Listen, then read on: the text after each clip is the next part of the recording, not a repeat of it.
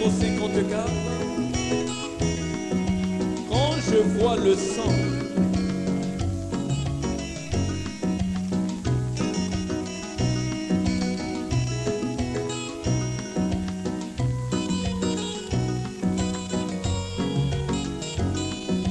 Christ rédempteur est mort sur la croix, pour le pécheur il paya sans but, aspergé mon âme avec le sang, et je passerai par-dessus vous, quand je verrai le sang, quand je verrai le sang, quand je verrai le sang, je passerai par-dessus vous.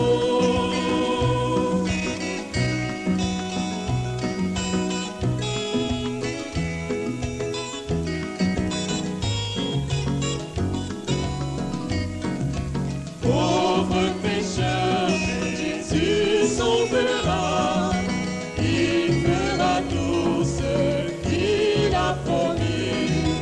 Lavez-vous dans la fontaine ouverte, et je passerai par-dessus vous, quand je verrai le sang, quand je verrai le sang, quand je verrai le sang, je passerai par-dessus vous.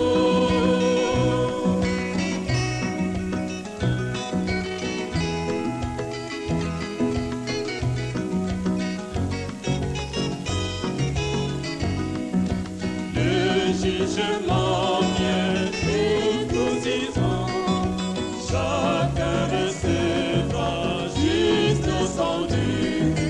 Cachez-vous dans le sang qui blanchit, et je passerai par-dessus vous, quand je verrai le sang, quand je verrai le sang, quand je verrai le sang, je passerai par-dessus vous.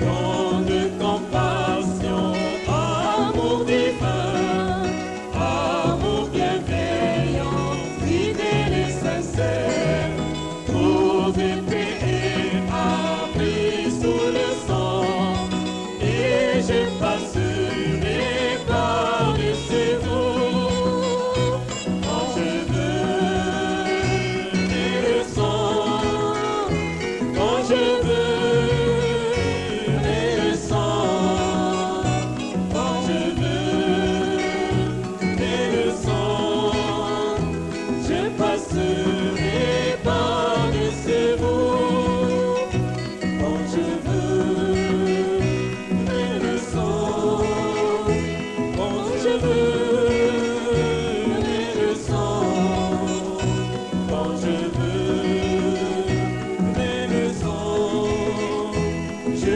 passerai par-dessus vous.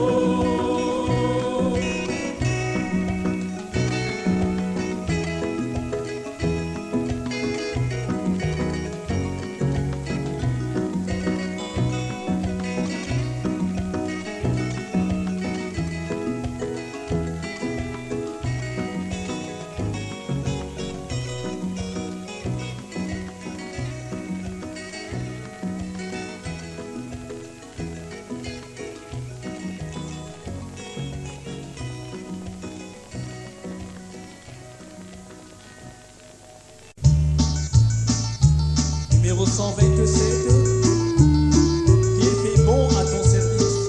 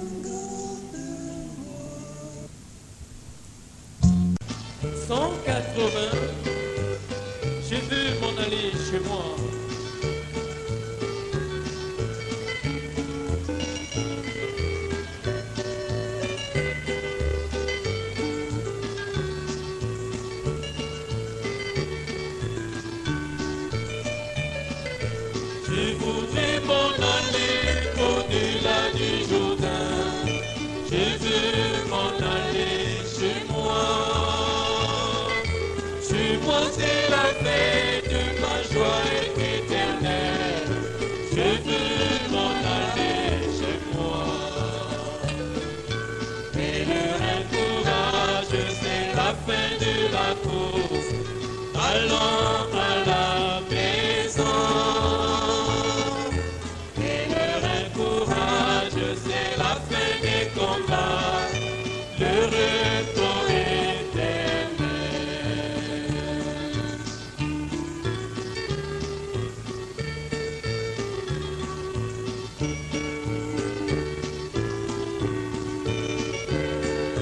je voudrais goûter les délices de chez moi, les délices de Canaan. Fouler les domaines au cours de lait de miel, je veux m'en aller chez moi. Et le courage, c'est la fin de la course, allons à la maison.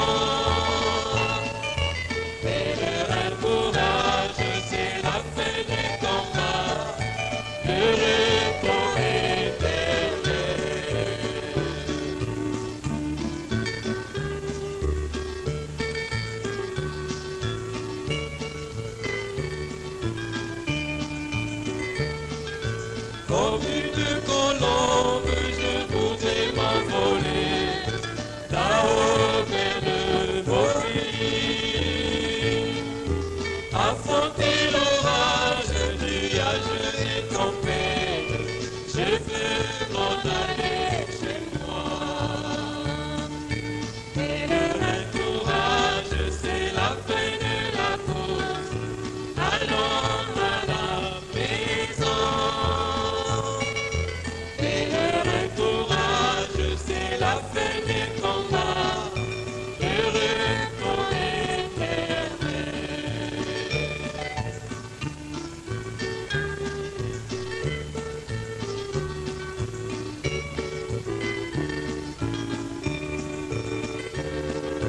Et tout le repos, loin de la Odyssée, là-haut à la maison. Avec notre époux, ma joie est éternelle, je veux m'en aller chez moi. Et le courage, c'est la fin de la course, allons à la maison. Et le courage, c'est la fin des combats, le repos éternel. Et le courage, c'est la fin de la course, allons à la maison. Et le courage, c'est la fin des combats, le repos éternel.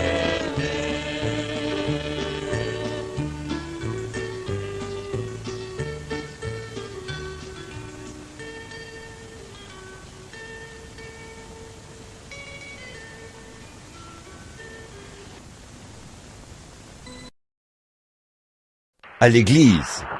Nous avons eu un service funèbre cet après-midi. Nous en aurons un autre demain matin. Alors j'ai dit, allons vite à l'église, afin de ne rien manquer du service. Je ne savais pas que Fresneville me dirait, viens, monte au chair et parle un petit peu. Mais je suis vraiment heureux d'avoir l'occasion de vous saluer de nouveau au nom du Seigneur Jésus, et pour son amour, sa bonté et sa miséricorde envers nous tous, et envers notre frère, le pasteur, ici. Vous savez, Fresneville est un peu différent de beaucoup de ministres. Un ministre, quand il cède sa chair, c'est quelque chose qui lui coûte vraiment. Vous ne vous rendez simplement pas compte de ce que ça fait. Mais Fresneville a toujours été très attentionné et plein d'amour. Il m'a toujours cédé sa chair chaque fois que je suis là. Il dit, frère Bill, il ne se contente pas de vous demander si vous désirez le faire. Il vous convainc en quelque sorte de le faire, vous savez. Et ça vous donne le sentiment que vous êtes doublement le bienvenu. Et j'en suis très heureux, vous voyez. On a vraiment du mal à dire non à quelqu'un comme ça. Quelqu'un de si aimable et gentil comme lui. Je l'ai entendu dire que son petit bébé vomissait et qu'il était malade. Et frère Junior, je crois que c'est son bébé que j'ai entendu tousser là derrière, il y a quelques instants. Junior, est-ce que c'est ton bébé qui toussait? Il y a beaucoup de gens qui attrapent le rhume et tout en ce moment. Nous prierons pour les malades dans très peu de temps.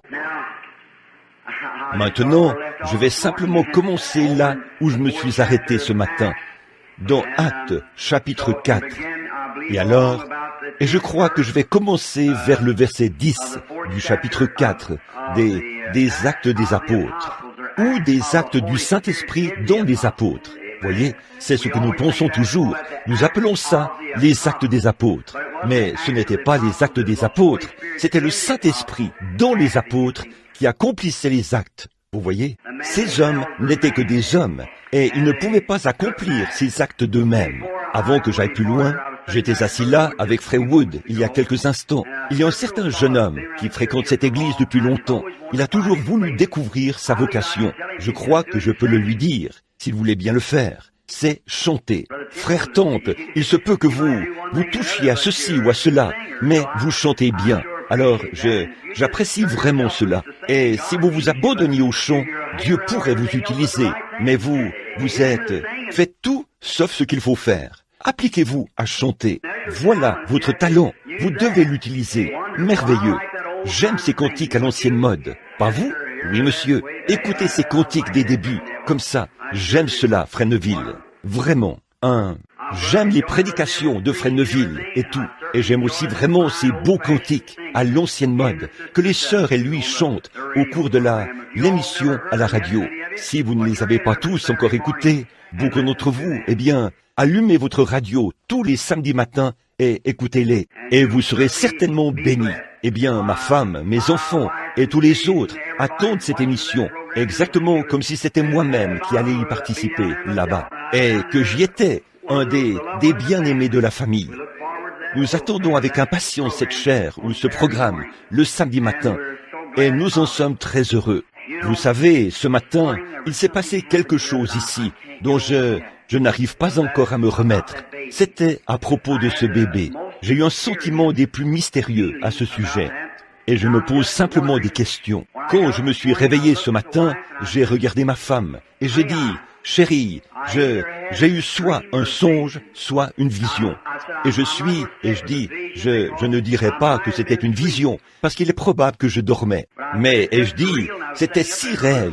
Et quand ça s'est terminé, j'étais assis là, dans la chambre. J'ai dit, par contre, je ne me souviens pas à quel moment je me suis levé. La vision, quand je l'ai reçue.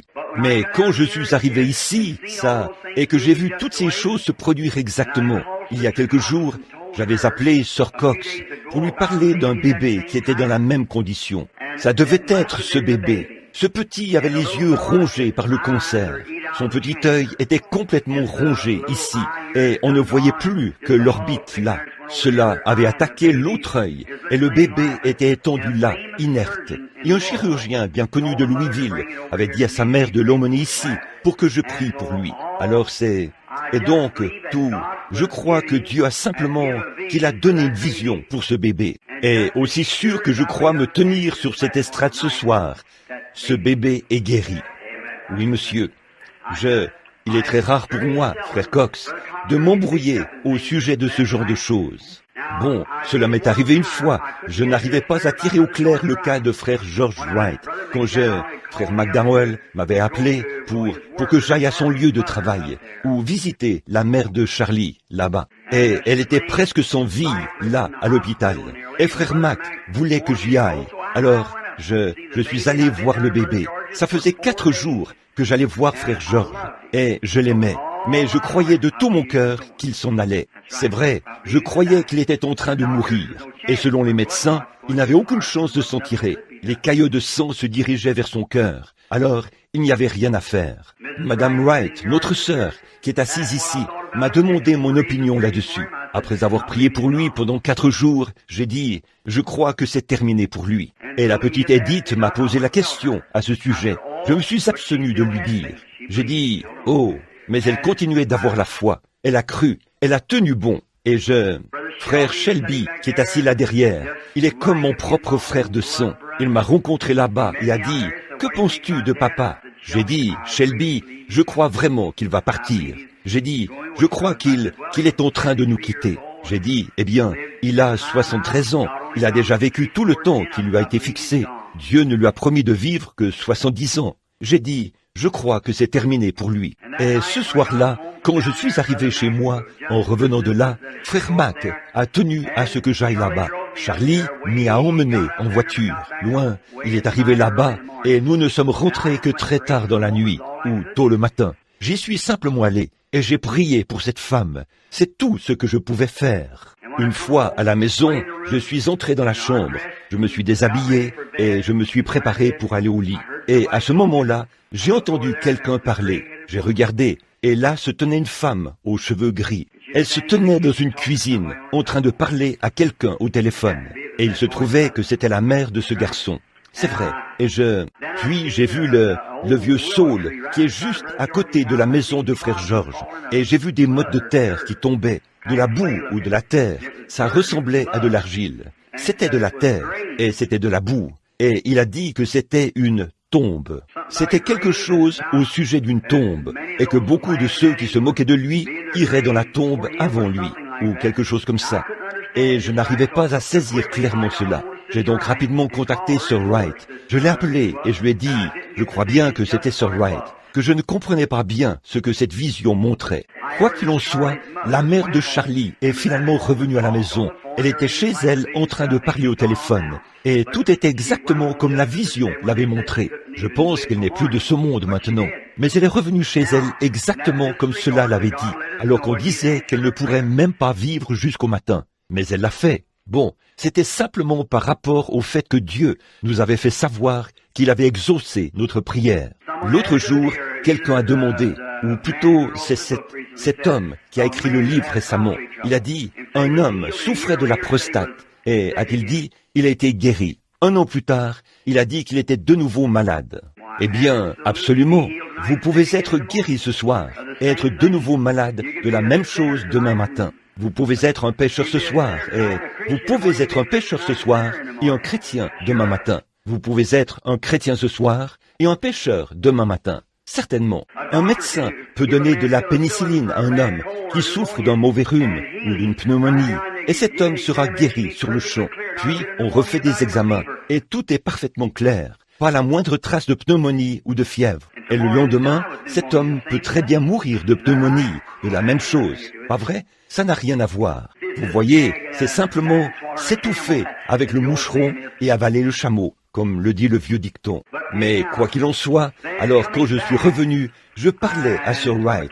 Je suis alors allé, et j'ai de nouveau eu une vision. J'ai vu frère George Wright, assis là, derrière. Et moi, j'entrais par la porte. Il s'est avancé par ici, a traversé cette allée. Puis, il est allé jusque là-bas et m'a serré la main, tout en marchant. Il ne pouvait pas marcher. Vous connaissez tous son état. Un caillot sanguin lui avait paralysé les jambes, comme ça. Et le médecin dit, ça se dirige vers son cœur. Il pourrait mourir d'un moment à l'autre. Donc, à l'âge de 73 ans, il n'avait pas la moindre chance de vivre. Je suis revenu le dire à l'église. J'ai appelé Sir Wright.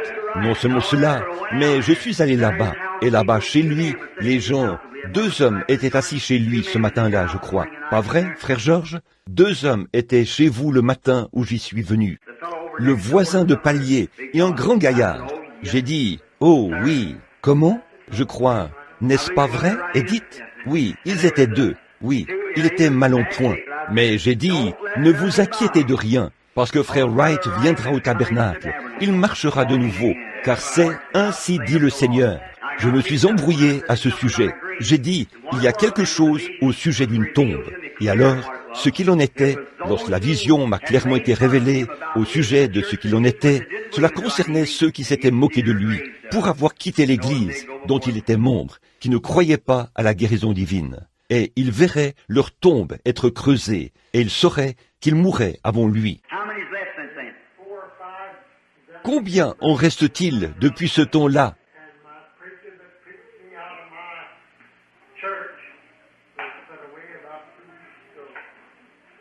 Le Seigneur a-t-il raison? Oui, monsieur, certainement. Ça fait 5 ça fait 4, et avec celui-là, ça fait 5.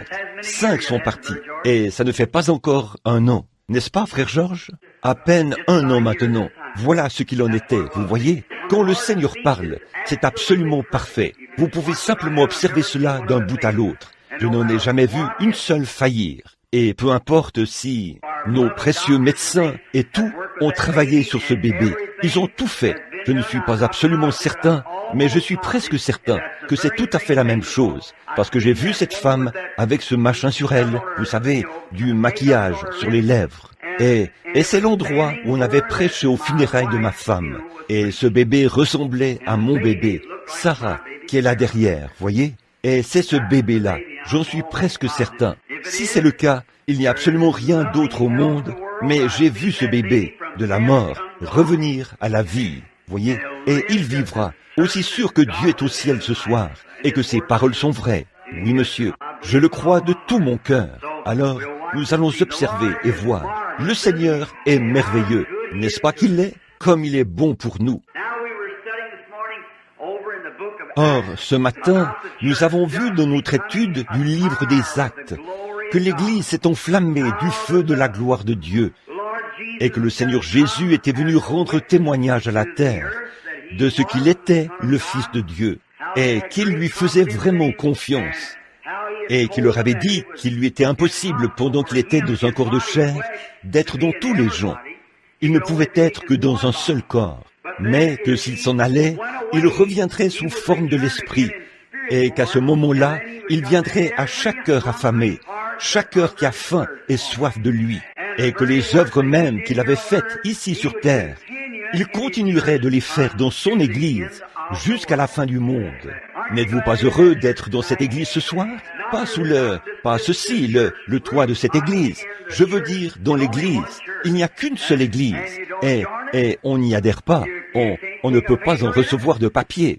On y entre par la naissance. C'est tout. On est dans cette Église, et c'est par la grâce qu'on y naît. Vous ne pourriez pas avoir faim d'y entrer.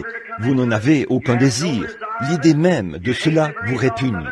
À moins que Dieu lui-même ait décrété que vous serez dans cette Église. Et si un jour vous faites partie de cette Église, Dieu le savait avant la fondation du monde, que vous seriez dans cette Église. Il a décrété cela, et il vous a prédestiné à être dans cette Église.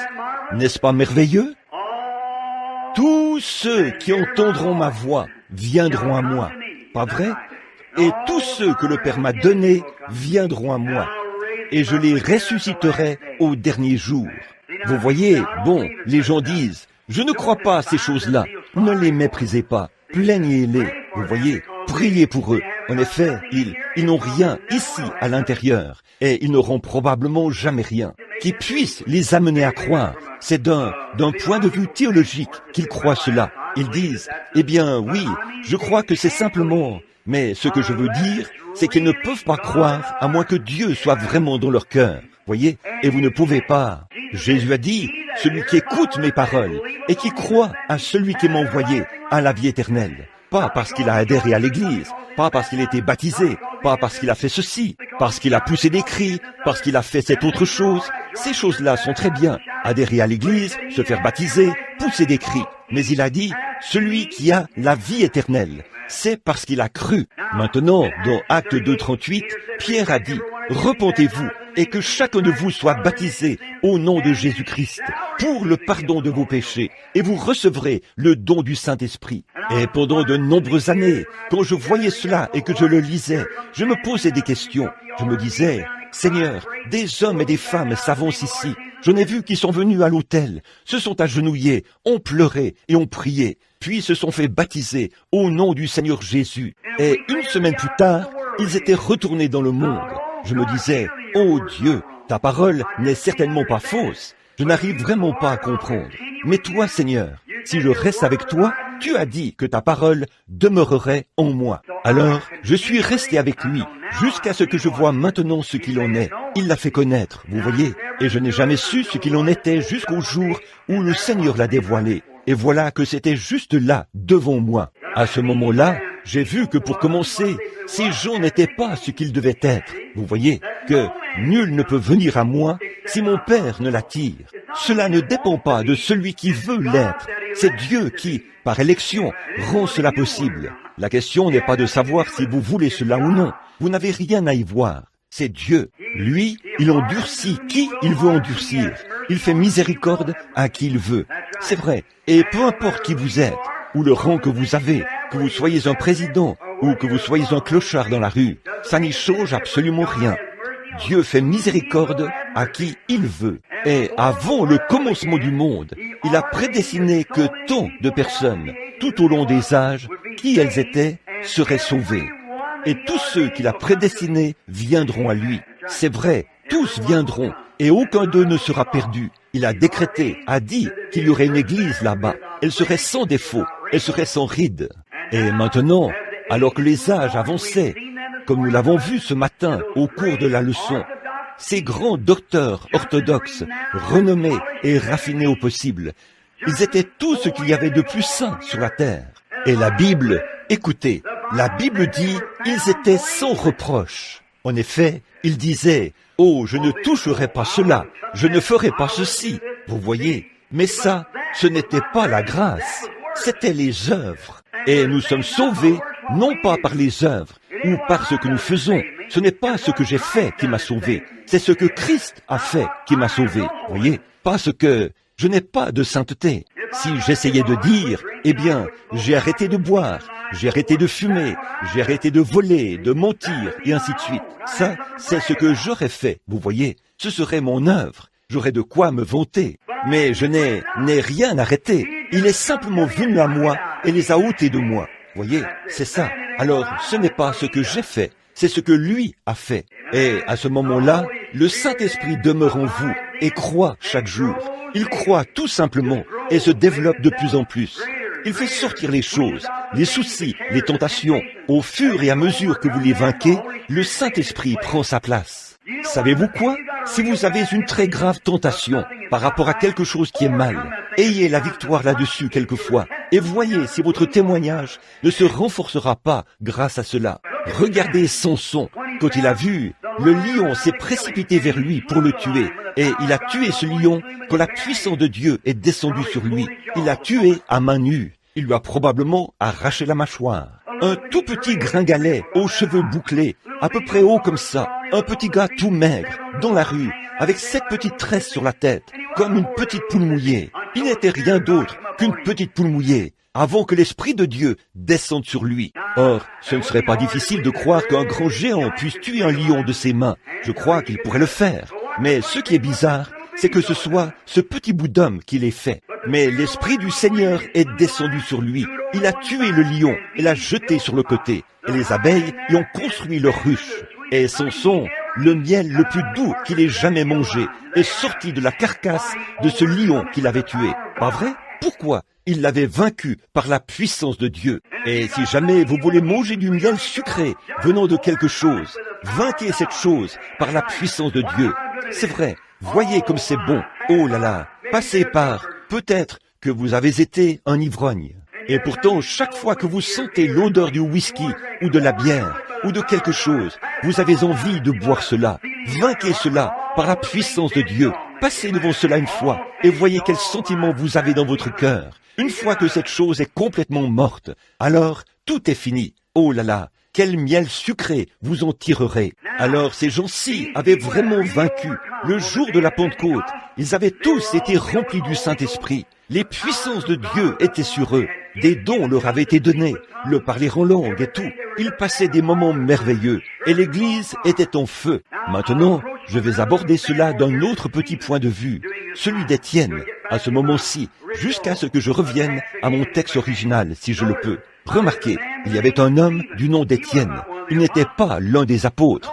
Non, il ne l'était pas. C'était un simple diacre. Mais, oh frère, il avait quelque chose dans son cœur.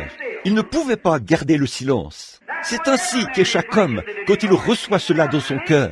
Il ne peut tout simplement pas le garder pour lui. Oh, il faut qu'il le dise à quelqu'un. Et ils étaient là, dans la rue, à tenir des réunions de réveil. Et ils passaient des moments glorieux. Eh bien, c'était comme une maison en feu par un jour de grand vent. On ne pouvait pas l'arrêter, c'est tout. Alors, ils l'ont capturé dans la rue et l'ont traîné de force jusqu'au tribunal du Sanhédrin. Ils ont dit, frère, nous allons nous occuper de ce gars-là. Nous allons mettre fin à tout ce fanatisme. et ils l'ont mis en prison jusqu'au matin. Le tribunal du Sanhédrin s'est réuni. Peut-être qu'un demi-million de personnes, ou plus, se sont rassemblées là-bas. Ils ont emmené le brave petit Étienne là-bas, en le poussant.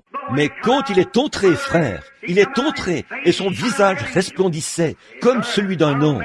Frère, je ne pense pas que c'était comme une lumière qui brille, mais son visage s'est illuminé du fait qu'il savait de quoi il parlait. Je ne pense pas qu'un ange serait comme une lumière qui brille, ou quelque chose qui brille, mais cela signifiait qu'il resplendissait du fait qu'il comprenait de quoi il parlait.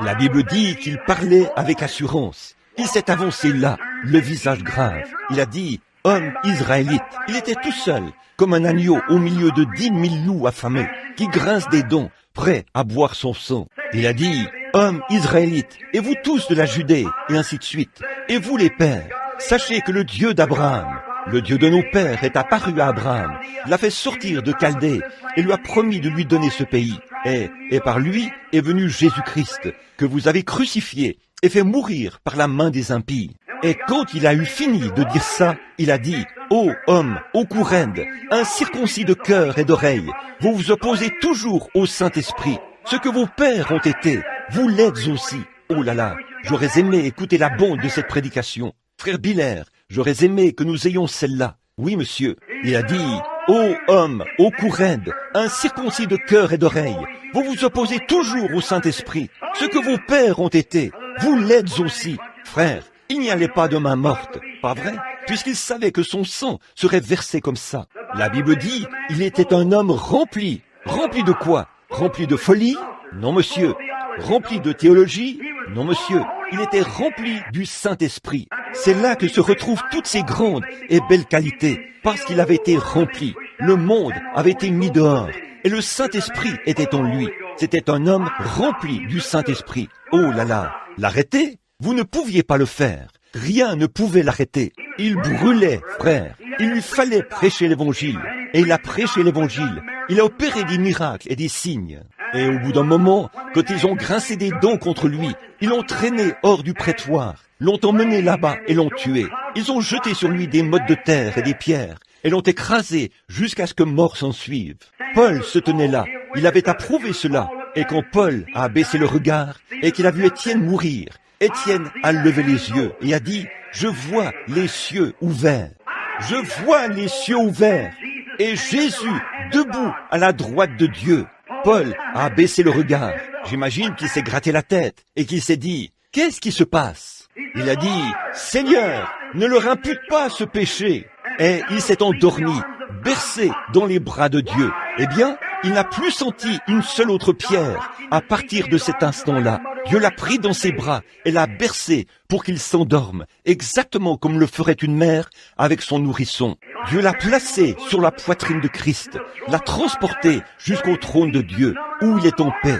Il est compté parmi les martyrs. Et là-bas ce soir, il a une couronne de martyrs. Il est immortel et il se tient parmi les hommes. C'était Étienne là, rempli du Saint-Esprit. C'est vrai, les mottes de terre étaient devenues indolores, les grosses pierres aussi, alors qu'elles s'abattaient sur sa tête. Dieu l'a bercé jusqu'à ce qu'il s'endorme. La Bible n'a jamais dit qu'il est mort. La Bible dit il s'est endormi. Amen. C'est ainsi que meurent les chrétiens. Amen. Très bien. Donc, il passait des moments merveilleux.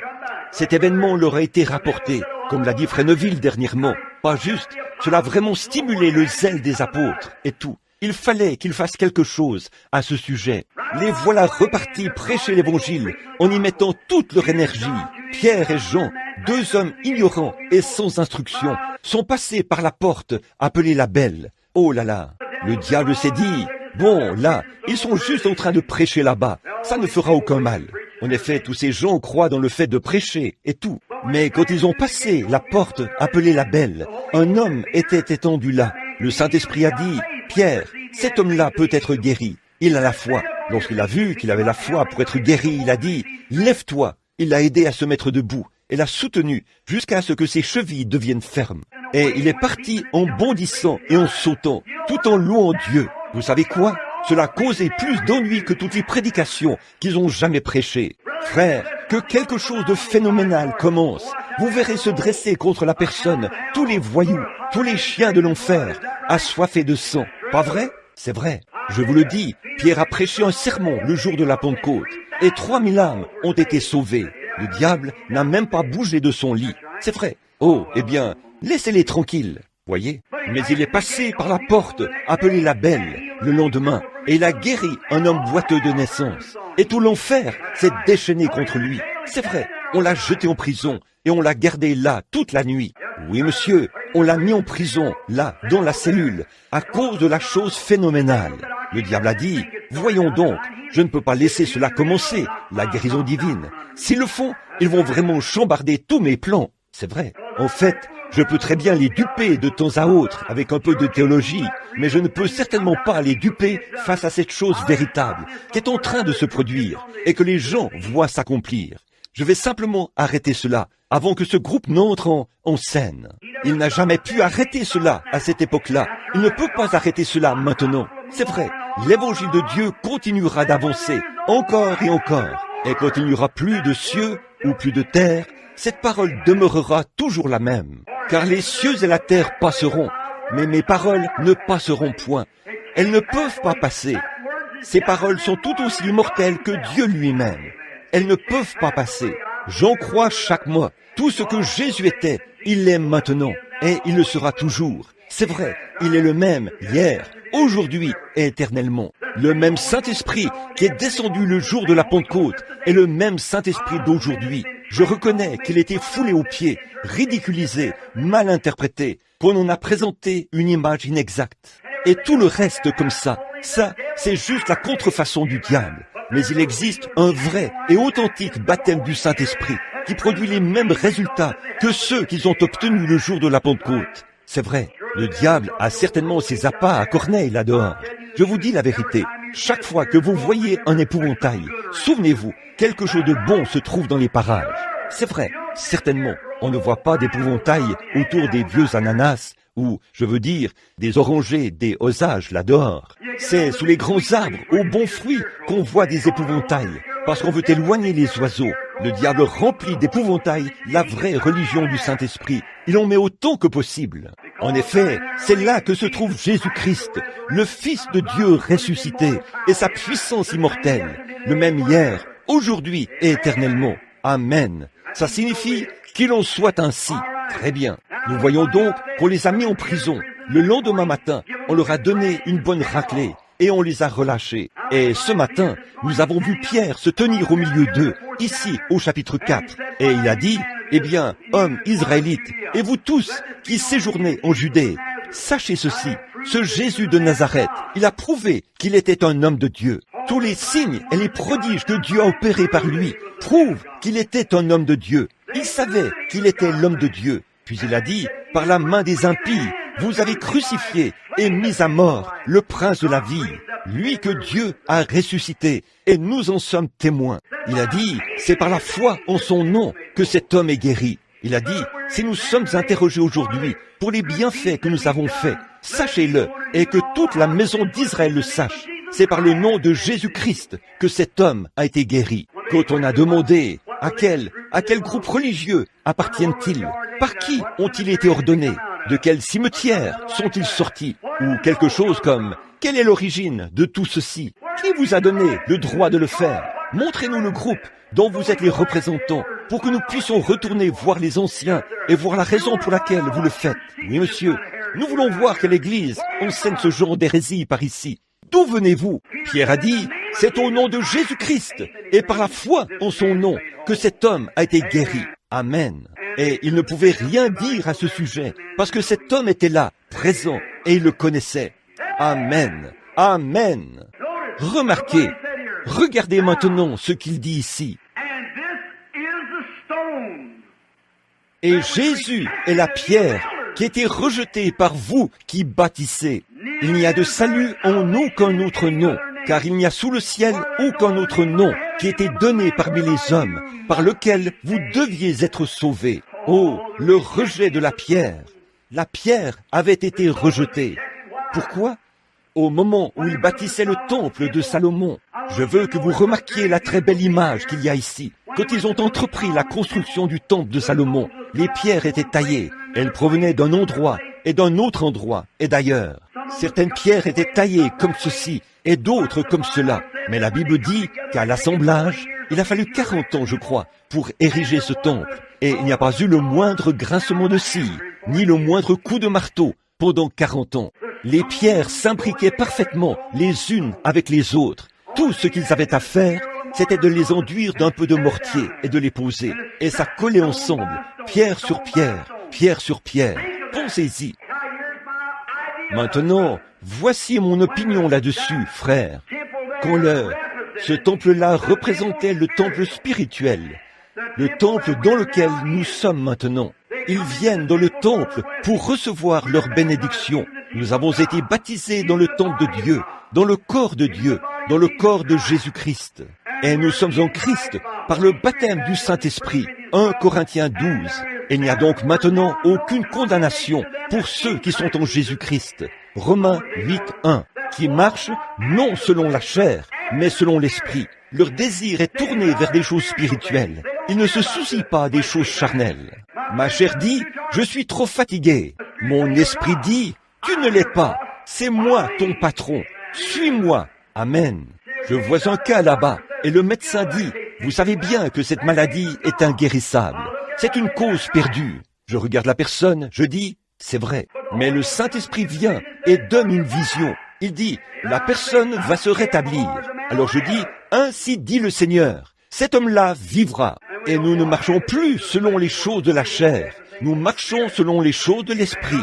C'est vrai. Alors, quand ces pierres étaient assemblées, elles avaient été taillées partout dans le monde, à différents endroits. Le bois et l'œuf, provenant des grands cèdres du Liban, ils avaient été coupés et transportés à Joppé, sur des chars à bœufs, et ainsi de suite, sur des radeaux, jusqu'à ce qu'ils arrivent là pour servir à la construction du temple. Mais quand on les assemblait, aucun. Je veux vous faire remarquer ceci. Une pierre avait été taillée comme ceci. Une autre pierre avait été taillée d'une autre manière. Il se peut que pendant que les maçons les taillaient, ils se disputaient, ils faisaient des histoires et tout, comme le font beaucoup de prédicateurs aujourd'hui. Je suis méthodiste, je suis de l'église de Dieu. Gloire à Dieu, je fais partie des assemblées. Ceci. Vous vous disputez sans cesse. Mais souvenez-vous, celui qui taille, c'est Dieu. Alors que celui-ci taillait comme ceci et l'autre comme cela, les gens ne pouvaient pas comprendre. Mais quand est venu le moment de les assembler, toutes ces choses étaient là, par terre. Ils ont simplement posé une pierre sur une autre pierre, et ainsi de suite, sans plus avoir à les tailler. Je crois qu'un de ces glorieux jours, quand cette confédération des églises unies se rassemblera, et que selon la prophétie, le nouveau pape, issu des États-Unis, sera installé là-bas. Alors, ils feront une image à la bête. Et je vous le dis, la véritable Église de Dieu sera forcée de se rassembler. Les vrais, les véritables croyants, qui sont parmi les méthodistes, les baptistes, les presbytériens, les pentecôtistes, les nazaréens, les pèlerins de la sainteté, et que sais-je encore, se rassembleront et seront cimentés par l'amour de Dieu. Ils formeront le corps du Seigneur Jésus-Christ. Tous les croyants et les agnostiques et les esprits superficiels seront mis à l'écart. Ils iront de l'avant et entreront dans la confédération des églises. Et l'autre jour, j'ai lu que même les assemblées de Dieu sont entrées dans la confédération des églises. Oh là là, pour ce faire, il leur faut renier leur doctrine évangélique.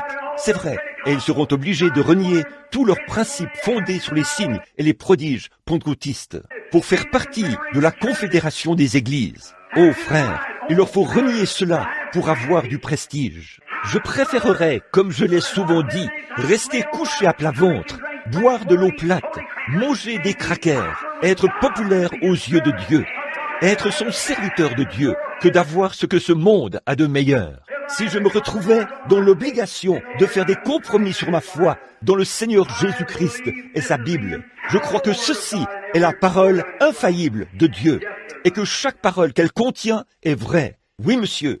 Bon, là, nous allons voir comment ils se comportaient. Ils avaient rejeté, ils s'étaient mis à poser les pierres. Et à un moment donné, ils sont tombés sur une drôle de pierre. Ils ne pouvaient pas utiliser cette pierre.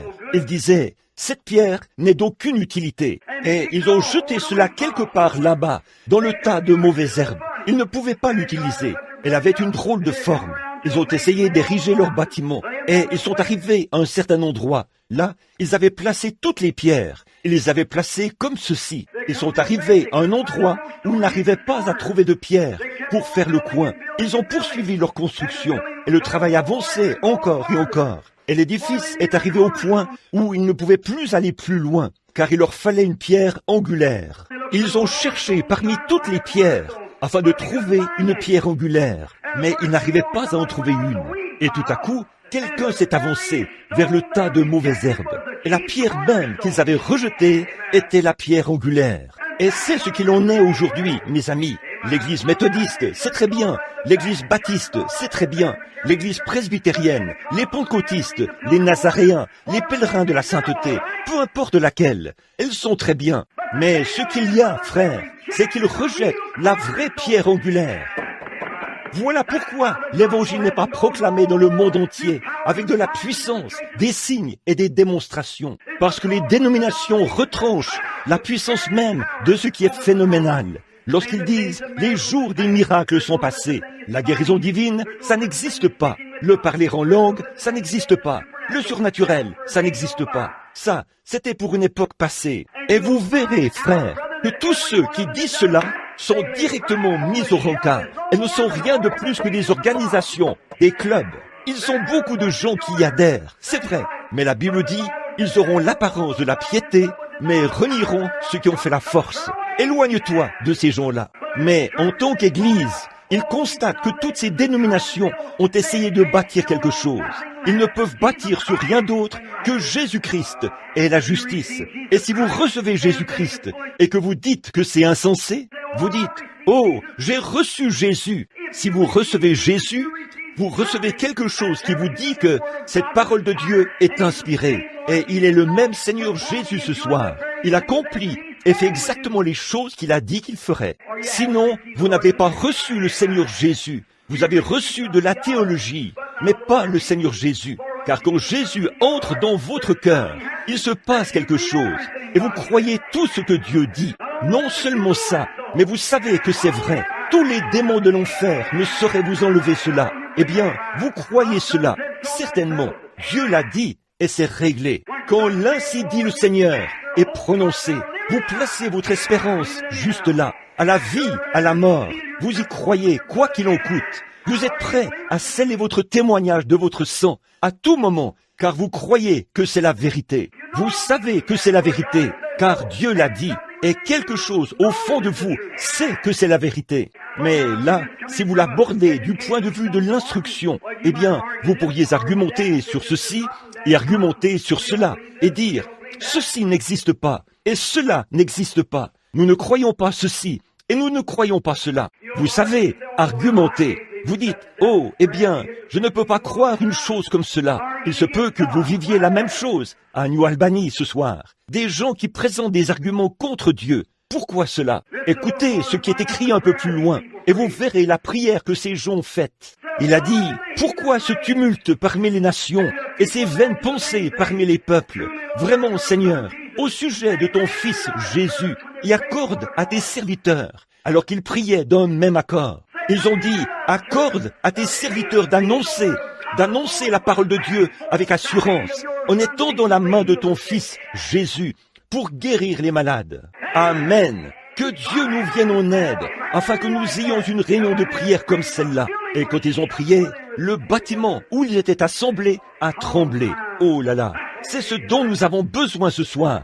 Des hommes et des femmes qui sont d'un même cœur et d'un même accord, comme eux l'étaient. Ils ne prêtent aucune attention à ceci ou cela ou autre chose. Mais vous êtes absorbés en Jésus-Christ. Mon espérance n'est fondée sur rien d'autre que sur le sang et la justice de Jésus. Que le soleil se lève demain ou non, tous unis, nous nous engageons par un serment devant Dieu de servir le Seigneur Jésus et de suivre ses pas, quoi qu'il en coûte. C'est alors que vous verrez l'Église continuer à avancer. Amen. Il a dit, il n'y a de salut en aucun autre nom, car il n'y a sous le ciel aucun autre nom qui ait été donné parmi les hommes, par lequel vous deviez être sauvés. Il y a une certaine petite dame qui fréquente cette église. Elle n'est pas un membre d'ici, elle est méthodiste, mais elle nous aime. et elle fréquente cette église. Une autre dame lui a dit, « À quelle église vas-tu » Elle l'avait interpellée. J'ai entendu cela. Elle a dit, « À quelle église vas-tu » Elle a dit, « Je vais au Branham Tabernacle ». Elle a dit, « Tu veux dire que tu as l'intention d'aller là pour écouter ce genre de doctrine, t'asseoir là pour écouter ce genre de choses ?» Elle a dit, « Quel genre de doctrine ?» Eh bien, ils font trop de cas de Jésus. Pour le baptême, ils utilisent son nom dans le baptême et utilisent son nom pour tout le reste. Car la Bible dit, mes frères, il n'y a sous le ciel aucun autre nom qui ait été donné parmi les hommes par lequel vous puissiez être sauvés. Certainement. Je vous le dis, frères, je ne suis pas un querelleur, mais j'aimerais que n'importe quel homme me prouve par la Bible, n'importe où et n'importe quand, que ça, ce n'est pas vrai. C'est vrai, peu importe ce qu'ils disent, vous êtes des insensés et tout le reste, ça n'y change rien. L'autre jour, j'étais dans une librairie. J'y étais allé dans le but d'acheter des livres. Et la dame a dit, « Je ne voudrais pas les avoir sur mes étagères. Je ne les vends pas. » Elle a dit, « Une dame est passée et les a tous achetés. Elle en avait 7. Et cette dame les a tous achetés. Je pense qu'elle voulait simplement s'en débarrasser. Et il y avait... Le sujet de la guérison divine a été mis sur le tapis. Il y avait là 2 prédicateurs méthodistes et un presbytérien. Les prédicateurs méthodistes et le prédicateur presbytérien ont pris ma défense. Ils ont dit, « Vous avez raison. » Au moment de partir, je me suis demandé ce que frère Shire était présent à ce moment-là. Frère Creech est arrivé au même moment. Quand ils se sont tous mis à descendre, qu'ils ont commencé à se déplacer un peu, ce prédicateur méthodiste s'est avancé et a mis les mains sur mon épaule. Il a dit, « Frère Branham, quand vous étiez encore tout jeune, je suis passé là où vous grimpiez sur des poteaux, vous travailliez avec une paire d'éperons et vous aviez le visage sale. » Et il a dit, « Je savais que vous enseigniez la guérison divine. Et ma pauvre vieille mère était couchée là-bas. Elle souffrait d'une maladie des reins. Aucune possibilité qu'elle se rétablisse. Elle était couchée, mourante. Et vous êtes venu, vous avez déposé vos éperons et vos outils. Vous vous êtes agenouillés par terre et vous avez prié pour ma mère. Une semaine plus tard, le médecin l'a déclarée totalement guérie. Il a dit, ça fait 23 ans et elle est en parfaite santé et se porte bien aujourd'hui. Peu m'importe que ce soit mon église ou quoi que ce soit d'autre. Je crois. Alléluia. Voilà. C'est ça. Sur cette pierre, je bâtirai mon église, et les portes du séjour des morts ne peuvent pas prévaloir contre elle. Les époques peuvent venir et partir, et les choses peuvent changer, mais l'évangile de Jésus-Christ demeurera le même tout au long des âges éternels. Sur cette pierre, je bâtirai mon église. Quelle était cette église? Quelle était cette pierre? Posez cette question à l'église catholique. Ils disent, il y avait là une grosse pierre. L'Église catholique, la hiérarchie, est assise sur cela ce soir, sur cette pierre, et elle donne le pouvoir aux autres églises, et elle pardonne les péchés. Voilà l'interprétation qu'en font les catholiques. Si vous essayez de comprendre, et que vous demandez aux protestants, que vous dites, cette pierre, qu'est-ce que c'était? Ils diraient, c'est Jésus-Christ qui était cette pierre. Oh frère, qu'a dit Jésus à ce sujet? Pierre a dit, qui dites-vous? Il a dit, qui dites-vous que je suis? Il ne parlait pas de lui-même. Il avait dit, qui dites-vous que je suis? Les uns disent que tu es Moïse, et d'autres disent que tu es Élie. Mais vous, qui dites-vous que je suis? Pierre a dit, tu es le Christ, le Fils du Dieu vivant. Il a dit, tu es heureux, Simon, fils de Jonas, car ce ne sont pas la chair et le sang qui t'ont révélé cela. Tu n'as pas accepté la théologie d'un homme à ce sujet. Tu n'as pas appris cela dans un séminaire, mais c'est mon Père qui est dans les cieux qui te l'a révélé. Et sur cette pierre, alléluia, quelle pierre? La révélation spirituelle par laquelle Dieu se manifeste à l'individu. Alléluia, sur cette pierre, je bâtirai mon église, et les portes du séjour des morts ne peuvent pas prévaloir contre elle. Quand un homme est véritablement né de l'Esprit de Dieu, et que, du sommet de la tête jusqu'au bout des orteils, il a été transformé par la puissance de la résurrection du Seigneur Jésus-Christ, que ses idées égoïstes ont disparu et que Dieu a cet homme entièrement sous son contrôle. Alors il croira chaque parole écrite du Seigneur Jésus-Christ et il mettra chacune d'elles en pratique. Sur cette pierre, je bâtirai mon église et les portes du séjour des morts ne peuvent pas prévaloir contre elle. Amen. Il y aurait de quoi vous sentir religieux, n'est-ce pas? Certainement. Jésus est la pierre rejetée par vous qui bâtissez. Et il n'y a de salut en aucun autre nom, si ce n'est ce nom du Seigneur Jésus. Et la Bible dit ici que ils savaient que c'étaient des hommes du peuple, sans instruction. De quelle école viennent-ils? Une bande de nigauds qui arrive là. Eh bien, qui est cette bande d'illettrés? Des gens illettrés et sans instruction. Eh bien, ces hommes ne connaissent même pas leur alphabet. Eh bien, écoutez le langage qu'ils emploient. Des, het, hint, ain't, tot, fait et perish. Quelle sorte de gens est-ce? Voyons, dans quel séminaire avez-vous étudié? Vous êtes docteur qui? Voyez? Mais ils étaient bien obligés de les reconnaître, parce qu'ils savaient qu'ils avaient été avec Jésus. C'est ça l'essentiel, frère. Si vous n'arrivez pas à faire la différence entre des grains de café et des grains de haricots, mais si vous connaissez le Seigneur Jésus-Christ et la puissance de sa résurrection, je préférerais avoir ça plutôt que n'importe quoi d'autre. Oui, monsieur. Oh là là. Oh Dieu, ancre-moi là, que je me repose sous l'arbre, où la source coule si librement, où l'agneau est la lumière, et l'âme des sauvés ne meurt jamais. Fais que je m'ancre là, oh là là, que je m'asseye près de l'arbre toujours vert, une fois le voyage de cette vie terminé. Oh, ne convoite pas les vaines richesses qui passent rapidement, cherche à obtenir ces trésors célestes. Ils ne passeront jamais. Tiens la main immuable de Dieu. Tiens sa main immuable. C'est vrai, à la fin de ce voyage, si à Dieu tu as été fidèle, ta belle demeure dans la gloire, ton âme ravie verra un de ces soirs, ou un de ces matins, ou un de ces midis, votre âme se retirera de votre corps, comme une dent qu'on arrache. Vous marchez sur des fils ténus, qui pourraient se rompre à tout moment. Mais qu'est-ce que ça peut me faire? Qu'est-ce que ça peut vous faire? Car de ses ailes éternelles, il l'élèvera. Une fois cette âme sortie d'ici, il s'en saisira. Il y aura quelqu'un là, au bout du chemin, oh là là, pour la porter et l'entourer de ses bras éternels, et la faire traverser la vallée de l'ombre de la mort, pour la faire paraître là-bas, devant le Père, irréprochable et irrépréhensible. Alors, pourquoi s'inquiéter? Pourquoi nous soucier de ce que le monde a à dire, ou de ceci, cela, autre chose? Tant que nous tenons la main immuable de Dieu dans la nôtre, pourquoi nous soucier de quoi que ce soit? Que les gens, que tout le monde, que les hommes, les femmes, les enfants, que tous ceux qui sont ici et qui ne connaissent pas le Seigneur Jésus-Christ, donnez-moi une raison pour laquelle vous ne devriez pas le servir. Donnez-moi une raison pour laquelle vous laisseriez passer Noël sans accepter le Seigneur Jésus-Christ. Arrêtez de penser à ceci ou à cela. Arrêtez de vous demander, devrais-je faire ceci ou faire cela? Je vous pose une question bien précise. Avez-vous cru au Seigneur Jésus-Christ? Si vous croyez vraiment, je vous prouverai par la Bible que vous avez la vie éternelle et que vous ne pouvez pas périr. Celui qui écoute mes paroles et qui croit à celui qui m'a envoyé a la vie éternelle.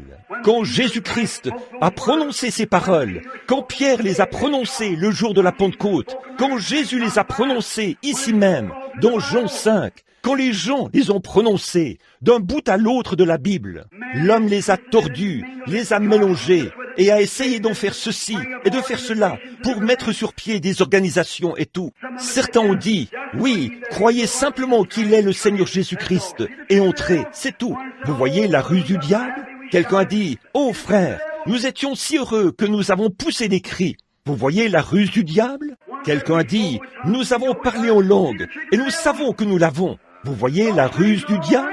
Ces choses, c'est bien, mais ce n'est quand même pas Christ. Ça ne l'est certainement pas.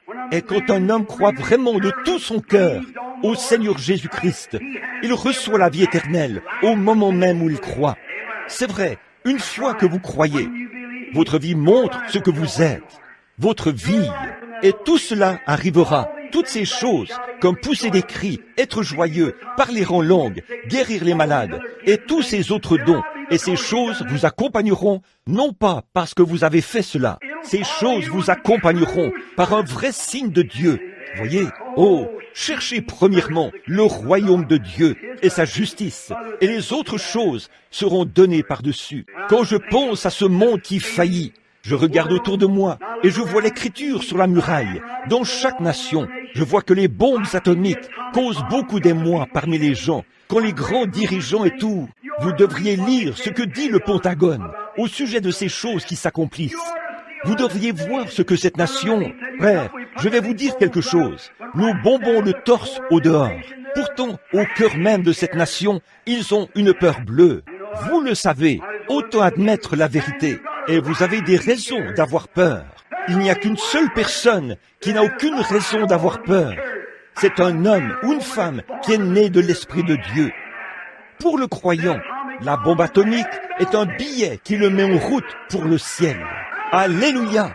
Oui, monsieur, la mort ne peut rien faire d'autre pour vous, si ce n'est une mort rapide mène rapidement à la gloire. C'est vrai, je laisserai tomber ce vêtement de chair pour saisir le prix éternel, criant en traversant les airs. Adieu, précieuse heure de la prière. Parti!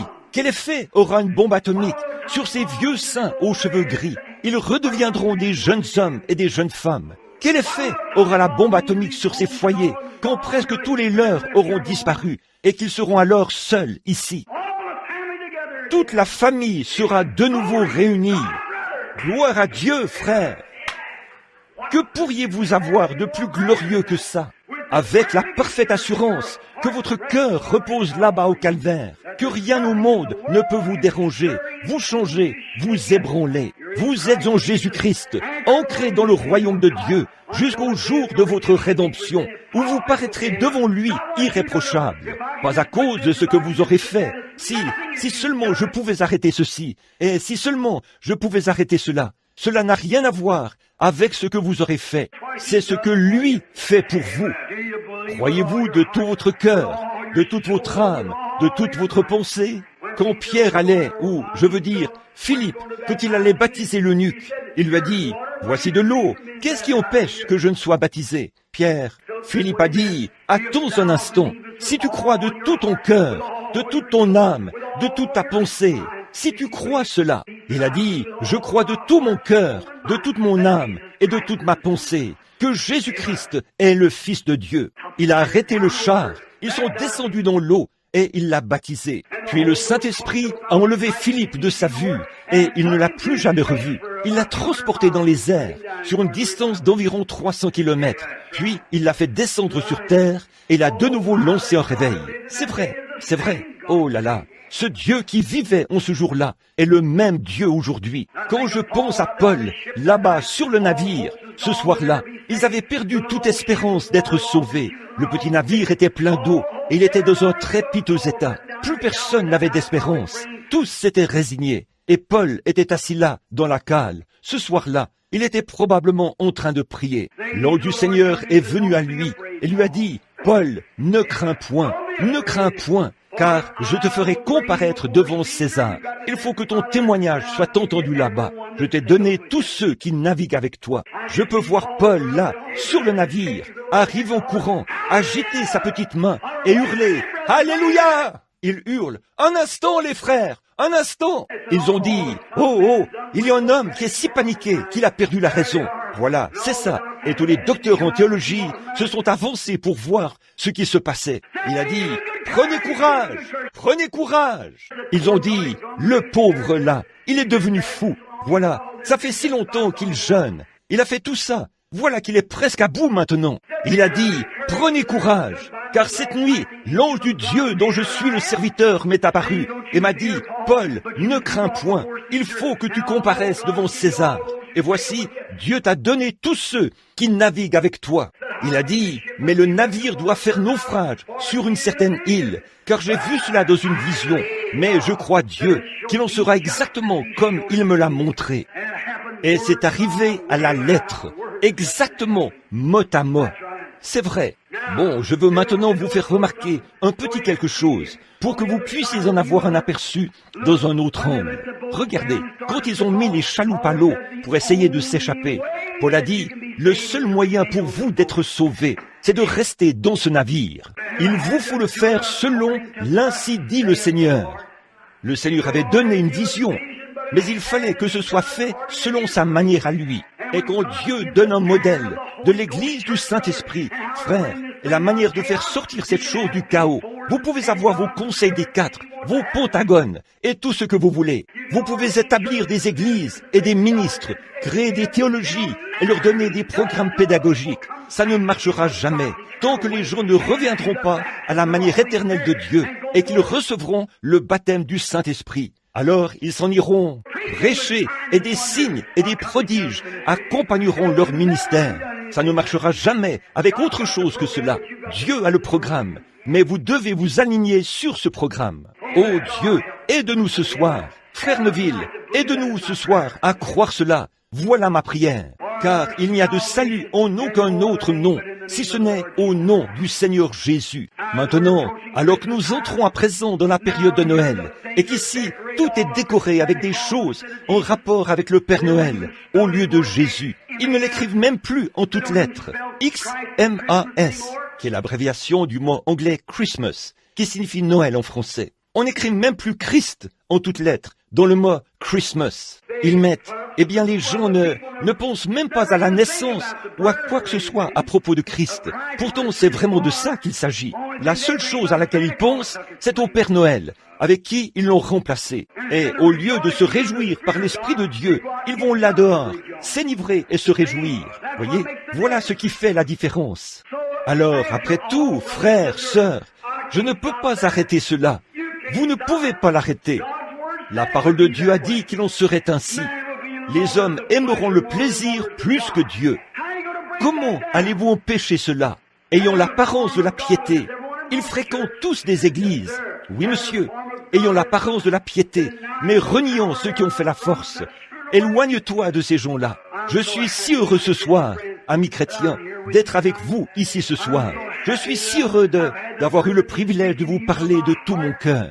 Et mon cœur tout entier est enveloppé dans ce message. C'est là depuis le jour même où Dieu m'a donné le baptême du Saint-Esprit, ici même, à Jeffersonville, dans l'Indiana, lorsque j'ai cru en son Fils, Jésus-Christ, et que je l'ai accepté ici, dans un petit hangar, comme mon sauveur personnel.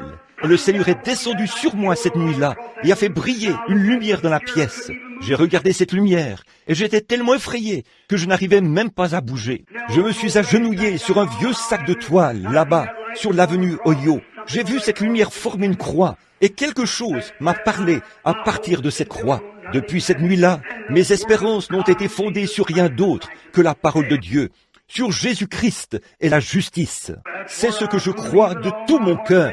Lâchez prise, advienne que pourra. Mon espérance continue d'y être ancrée. Et je suis heureux ce soir d'être assis en compagnie de gens comme vous, des gens qui croient la même chose et qui ont reçu le même Seigneur Jésus-Christ. Tout au long des années, que de dangers, de labeurs et de pièges. J'ai déjà traversé. Ça m'a fait vieillir, ça m'a brisé, ça m'a ravagé. Mais la grâce m'a mené en sûreté jusqu'à présent. Et la grâce me mènera à la maison. Après que nous aurons passé 10 000 ans là-bas, plus brillants que le soleil, nous n'aurons pas moins de temps pour chanter ses louanges. Lorsque nous avons commencé, quand Daniel a eu une vision là-dessus, il a dit, « Quoique les méchants feront le mal dans les derniers jours, ceux qui connaissent leur Dieu accompliront des exploits dans les derniers jours. » Il parlait de ce jour-ci. Savez-vous ce que faire des exploits signifie? Les exploits de la foi opéreront des signes et des prodiges, mais les méchants continueront quand même.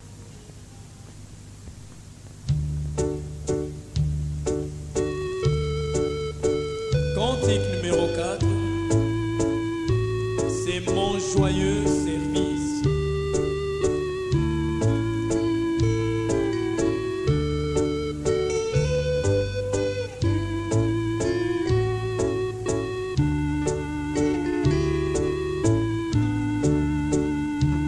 C'est mon joyeux service d'offrir à Jésus-Christ en vie.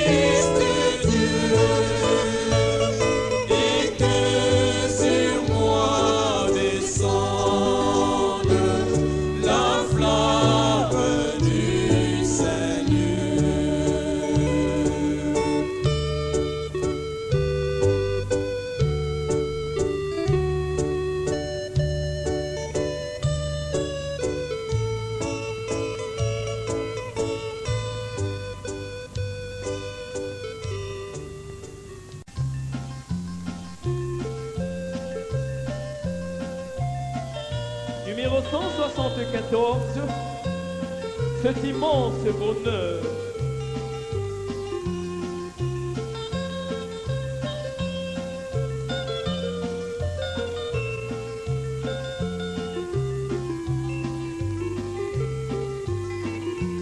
Pour cet immense bonheur, Alléluia,